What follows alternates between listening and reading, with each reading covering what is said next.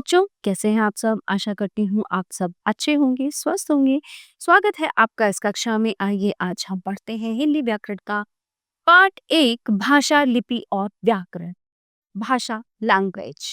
ठीक है, जो हम रोजाना प्रतिदिन बोलते हैं, अपने विचार दूसरों के सामने रखते हैं, दूसरों के विचार सुनते हैं, वो भाषा का ही रूप। तो चलिए देखते हैं। भाषा वह समर्थ साधन है जिसके माध्यम से मनुष्य बोलकर, लिखकर या संकेत कर परस्पर अपना विचार प्रकट करता है। ठीक है। गीता काव्य पाठ प्रतियोगिता में प्रथम आई। उसने आरोह अवरोह के साथ बोलकर कविता पाठ किया, जिसे सुनकर सब बहुत प्रसन्न हुए, खुश हुए। उसके प्रथम आने की खबर समाचार पत्रों में भी छपी, जिसे पढ़कर उसके दादाजी तो फूले नहीं समाये। अब देखिए, गीता ने कविता सुनाई कैसे? बोलकर। सब खुश हुए सुनकर। समाचार पत्र में खबर छपी लिखकर, और दादाजी ने जाना उसको पढ़कर। तो ये सब ही जो है भाषा का रूप होती है।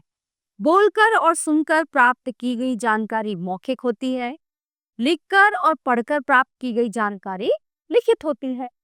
तो वैसे तो हम भाषा को दो रूपों में ही स्पष्टतया व्यक्त करते हैं, लिखकर या बोलकर, परंतु सांकेतिक भाषा का भी अपना महत्व हुआ करता है। इसे ही भाषा कहते हैं। भाषा शब्द संस्कृत के भाष धातु से बना है, जिसका अर्थ है स्पष्ट वाणी, अर्थात मानव मुख से उच्चारित स्पष्ट ध्वनि ही भाषा है। मनुष्य अपने भावों और विचारों को भाषा के माध्यम से ही व्यक्त करता है। भावों का आदान प्रदान संकेतों के माध्यम से भी हो सकता है, परंतु संकेतों को भाषा नहीं कहा जा सकता। भाषा के रूप, मुख्य रूप से भाषा के दो रूप होते हैं, मौखिक कथित यानी कही हुई, लिखित मतलब लिखी हुई। मौखिक भाषा, जिस भाषा का प्रयोग मुख द्वारा अथवा उच्चारण द्वारा होता है, वो मौखिक भाषा कहलाती है।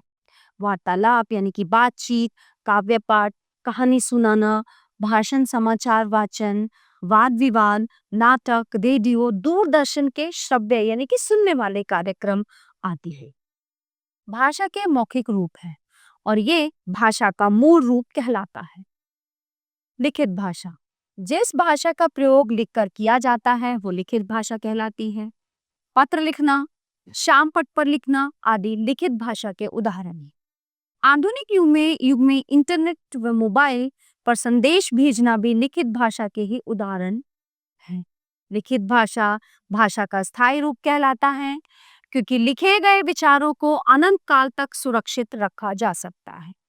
भाषा के अन्य रूप, पहला है मातृभाषा, अर्थात माँ द्वारा प्राप्त भाषा।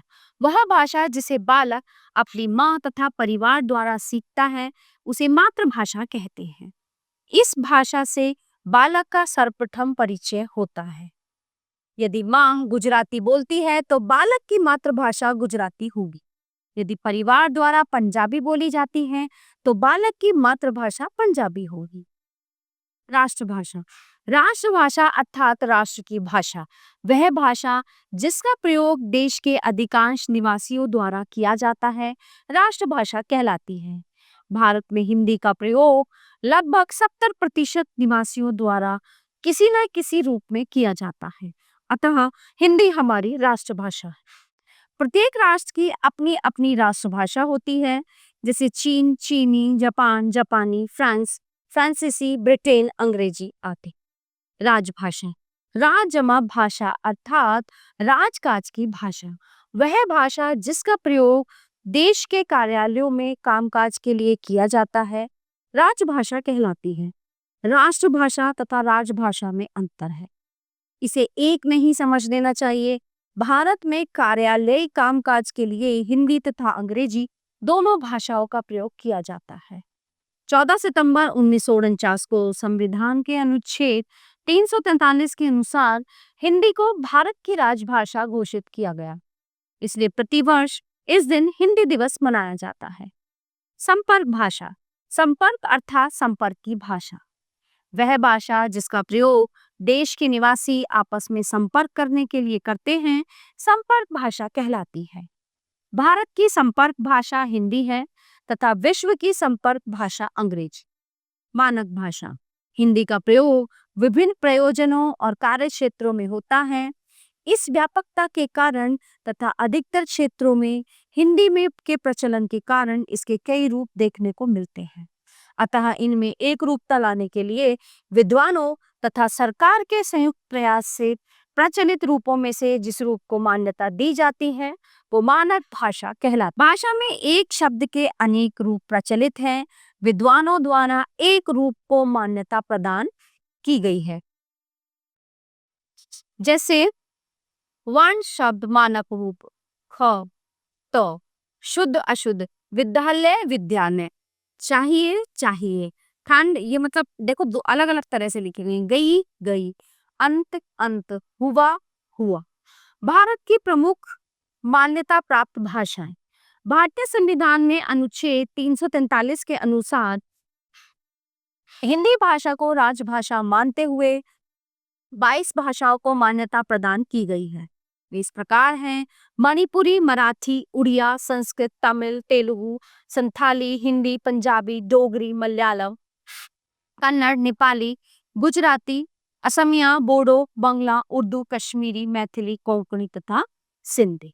अब आता है हमारा टॉपिक बोली। भाषा का क्षेत्रीय रूप बोली कहलाता है। क्षेत्रीय मतलब अलग अलग एरिया की भाषा होती है, ठीक है, अलग अलग स्टेट्स होते हैं ना, राज्य होते हैं, उनकी अलग अलग भाषाएं होती हैं। इसे सामान्यतः बोलचाल में प्रयोग किया जाता है। बोली का कोई लिखित रूप नहीं होता। इसमें साहित्य की रचना प्राय नहीं होती। कुछ साहित्यकारों ने बोलियों में साहित्य की रचना की थी, जैसे गोस्वामी तुलसीदास ने रामचरितमानस, कवितावली, अवधि सूरदास ने सूरसागर, ब्रजभाषा तथा विद्यापति ने पदावली, मैथिली की रचना की, परंतु बोलियों में रचनाएं बहुत कम हैं। आगे चलकर ही केवल बोली तक ही सीमित रहेगी। इनका आगे विकास नहीं हो सका। केवल खड़ी बोली का विकास होता गया और उसने आधुनिक हिंदी भाषा का रूप ले लिया। कुछ अन्य बोलियां कन्नौजी, मगही, बुंदेली, बांगड़ू, बघेली आदि भी है। उपभाषा जब बोली का क्षेत्र थोड़ा बड़ा हो जाता है तब वह उपभाषा बन जाती है। बोलियों में साहित्य की रचना प्राय नहीं होती, परंतु उपभाषा में साहित्य की रचना होने लगती है। एक उपभाषा की कई बोलियां हो सकती हैं। अवधी, ब्रज तथा राजस्थानी बोलियों में साहित्य की रचना हुई थी और इनका क्षेत्र भी बड़ा था, अतः ये उपभाषाएं बन गईं। राजस्थान की कई बोलियां हैं, जयपुरी, मेवाती, मारवाड़ी, मालवी। जब उपभाषा का क्षेत्र विस्तृत हो जाता है तब वह भाषा का रूप ले लेती है। हिंदी की उपभाषाएं व उनकी बोलियां। हिंदी की उपभाषाओं को 5 वर्गों में बांटा गया है। उपभाषाएं बोलियां: पश्चिमी हिंदी, ब्रजभाषा, हरियाणवी, बुंदेली, कन्नौजी। पूर्वी हिंदी, अवधी, बघेली, छत्तीसगढ़ी आदि। राजस्थानी, मारवाड़ी, मेवाती, जयपुरी, मालवी आदि। पहाड़ी हिंदी, गढ़वाली, कुमाऊनी आदि। मगधी, मगही, भोजपुरी, अंगिका। लिपि यानी कि कॉन्सेप्ट। लिपि का अर्थ है लीपना। बच्चों, जैसा कि आपने पिछली कक्षाओं में जाना कि मनुष्य ने उच्चरित भाषा को स्थायी रूप देने तथा अपने विचार दूर बसे संबंधियों तक पहुंचाने के लिए चित्रों को माध्यम बनाए, जिसे चित्रलिपि कहा जाता है। फिर उसने उच्चरित ध्वनियों को चिन्ह दिए और यही चिन्ह लिपि कहलाए। ठीक है, तो उच्चरित ध्वनियों को लिखने की विधि लिपि कहलाती है। प्रत्येक भाषा की अपनी लिपि होती है। हिंदी भाषा की लिपि देवनागरी है। देवनागरी लिपि का विकास ब्राह्मी लिपि से हुआ, जिसका सर्वप्रथम प्रयोग गुजरात नरेश जयभट्ट के शिलालेख में मिलता है। कुछ भाषाएं व लिपियां। भाषा लिपि: संस्कृत देवनागरी, जर्मन, रोमन, कोंकणी देवनागरी, बंगाली, बांग्ला, अंग्रेजी, रोमन, कश्मीरी देवनागरी, पंजाबी गुरमुखी, संथाली देवनागरी, मराठी देवनागरी, उर्दू, फारसी, नेपाली देवनागरी, बोडो देवनागरी। व्याकरण: आपने जाना कि वर्णों के व्यवस्थित मेल से शब्द, शब्दों के व्यवस्थित मेल से वाक्य तथा वाक्यों के व्यवस्थित मेल से भाषा बनती है। ठीक है, यदि ये व्यवस्थित ना हो तो भाषा अर्थपूर्ण नहीं होगी। किस वर्ण, शब्द तथा वाक्य का प्रयोग कहाँ और कैसे करना है, इसका ज्ञान व्याकरण कराता है। अर्थात व्याकरण भाषा के नियम निर्धारित करता है। यानी कि व्याकरण वह शास्त्र है जो भाषा के शुद्ध रूप व प्रयोग का ज्ञान कराता है। व्याकरण के अंग। वर्ण विचार। वर्ण विचार के अंतर्गत वर्णों के आकार, उच्चारण, उत्पत्ति आदि पर विचार किया जाता है। शब्द विचार। शब्द विचार के अंतर्गत शब्दों के रूप, भेद, प्रकार, लिंग, वचन, काल, उत्पत्ति, व्युत्पत्ति, बनावट पर विचार किया जाता है। वाक्य विचार। वाक्य विचार के अंतर्गत वाक्य रचना, वाक्य विश्लेषण आदि का वर्णन किया जाता है। अवधारणाएं। भाषा द्वारा विचारों में भावों का आदान प्रदान होता है। भाषा के दो रूप होते हैं, मौखिक व लिखित। देश के अधिकांश निवासियों द्वारा बोली जाने वाली भाषा राष्ट्रभाषा कहलाती है। राजभाषा का प्रयोग देश के नागरिक प्रशासनिक कार्यों में किया जाता है। बोली भाषा का अल्प विकसित व क्षेत्रीय रूप होती है। लिपि ध्वनियों को लिखने की विधि होती है।